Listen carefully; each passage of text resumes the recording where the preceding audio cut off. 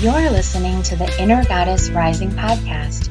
My name is Ann Sison, and I'm here to help you kick your inner mean girl to the curb so you can attract the life you desire.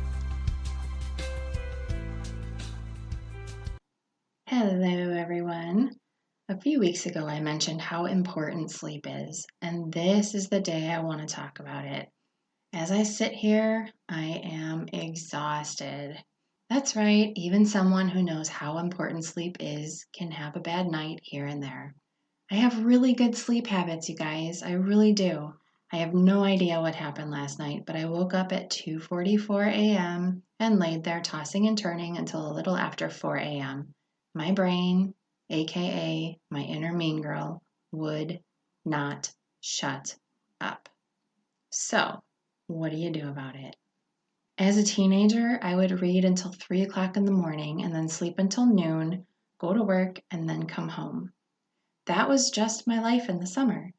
Now, I really don't function well if I don't get the right amount of sleep. And it has to be straight through too. Broken up into segments like last night was, does not work for me. Now I have my defenses all ready to go for the next time this happens. But first, let's talk about why sleep is so important anyway. For starters, sleep impacts brain plasticity. Without sleep, that means we have trouble with processing what we learn throughout the day, and we may even have trouble remembering it too. A lack of sleep can increase depression, migraines, seizures, and high blood pressure if you're susceptible to those. And this information is coming from hopkinsmedicine.org. It's an article called The Science of Sleep. It also says that immunity can get compromised, making you more susceptible to infection. And now, especially now, in the age of this pandemic, we want to keep our immune systems as strong as possible. So get some sleep. I don't know about you, but if I go without too much sleep, I literally turn into a tall 2-year-old the next day. Everything seems to aggravate me or trigger an emotional response. Remember back in episode 1, I went over the 4 personas we carry? The inner mean girl, the inner rebel, the inner guide, and the inner child. My inner child hates it when we skip sleep. She takes over my body. I know some people who tell me they simply don't need as much sleep and can get by on 4 to 5 hours of sleep each night. To my brain, that makes no sense, and it sounds to me like their inner rebels are running the show, but who am I to say? Who else but a teenager purposely stays awake as long as possible? It makes me laugh, really, because truthfully, adults do need more than 6 hours. There's a great article on how much sleep we really need on sleepfoundation.org, and the chart it has does not have one single age group that needs less than 7 hours of sleep each night. My inner guide likes to nudge me to bed between 9 and 10 p.m. every night. Even if it's the weekend, I'm falling asleep on the couch around 10. I just can't do it. For a long time, I had trouble falling asleep. I actually got hooked on melatonin for quite a while. Now, all I need to do is listen to a guided meditation and I'm out within minutes. Having a good nighttime routine is one way to signal to your brain that it's getting to be time. I know that falling asleep in front of the TV happens, at least for me, because my brain is occupied. The TV is telling me a story. The inner child loves to have stories at bedtime, right?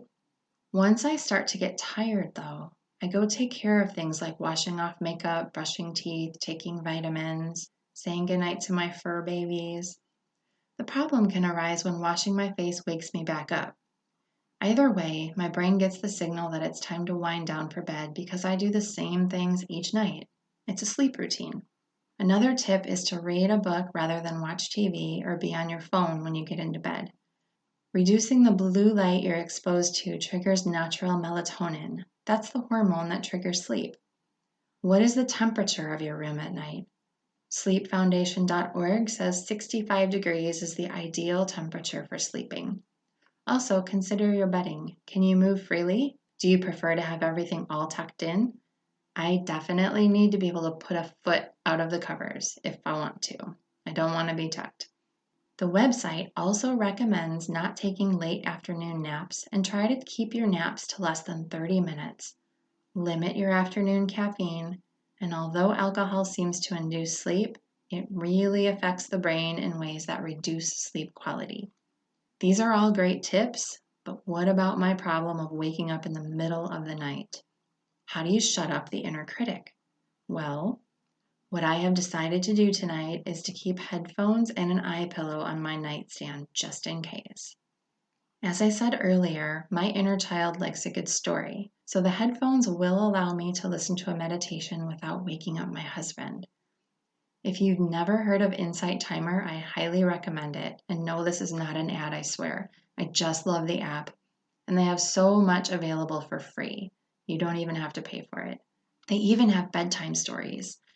As for the iPillow, I noticed last night that as I was trying to will sleep to come, I was squeezing my eyes to keep them shut. The more I relaxed the muscles in my face, the easier I would begin to drift off. If you dream super vividly like I do, you might be tempted to lay there and analyze the dream.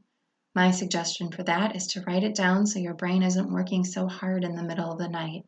Some other things I have done in the past to bring sleep on have been lavender aromatherapy in an oil diffuser, sleep pillow spray, a warm, not hot, just warm bath about an hour before bed, sleepy time tea, again, about an hour, if not more, before bed, so you aren't waking up to run to the bathroom.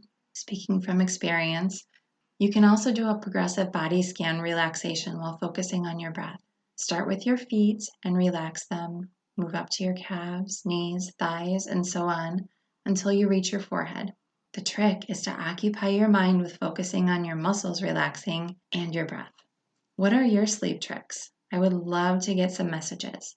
Also, I have 2 spots left in the month of December for private one-to-one clients.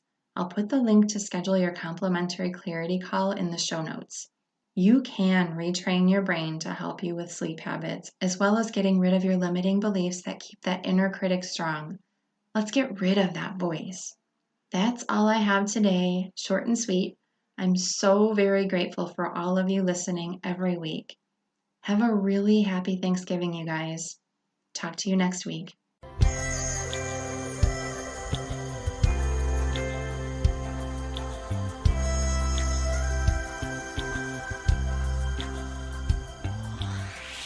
Thank you so much for joining me today. If you enjoyed this episode, please rate and review it and share with everyone you know who might benefit from it. I look forward to seeing everyone in our Facebook group, Inner Goddess Rising. Have a great week.